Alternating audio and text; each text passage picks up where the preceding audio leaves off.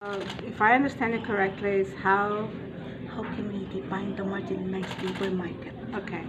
I think it is important that when we are designing the labor market integration policies, we take into consideration all workers, not just those that are in the formal economy, but also those that are operating in the informal economy. And also all those groups that we know are more affected and less respected in terms of their terms and conditions of work. So the ILO has got a number of strategies in that regard and policies in that regard. The trade unions have been pushing for equal treatment of all workers in the labor market, so I think that's the best way moving forward. And how can the modality approach regarding the marginalized labor market in terms of women, youth, and informal workers?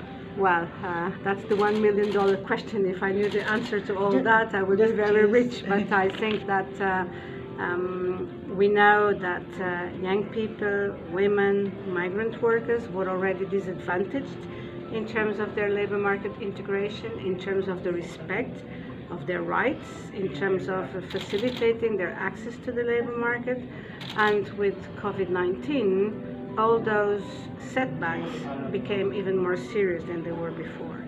So in moving forward, we need to make sure that policies are targeted at how we can improve the access and the conditions of progress and maintenance in the labor market of young people and women. We know that it's not enough to say that women are very relevant and very important in terms of their contribution to our societies. We need to create as societies the conditions for that to be possible. Giving women the possibility to enter the labor market and to stay there also means that you need to have accompanying policies that allows them to do that.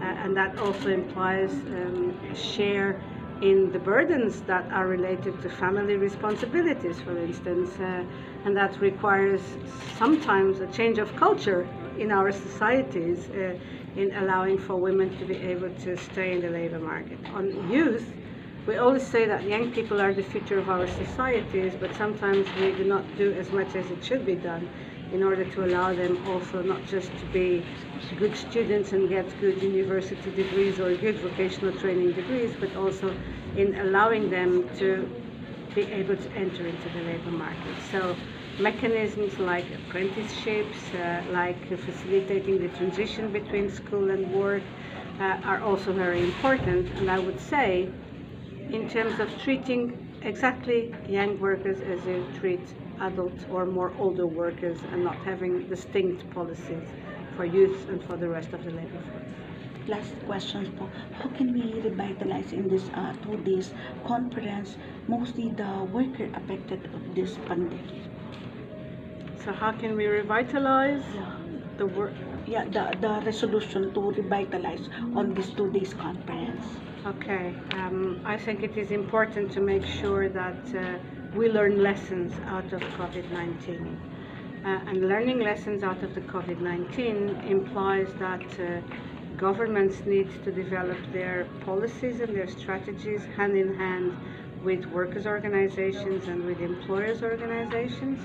I think the moment has come to rally forces together, but also that trade union organizations are able to understand the challenges that we have today in the labor market in our societies, and that trade unions have the capacity also themselves to define new strategies in order to become stronger, more representative, also a home and a voice of those people we were talking about, the most disadvantaged ones, young people, women, migrant workers. Unions have to have the capacity to bring them into their ranks, but also to represent them and to give them a voice.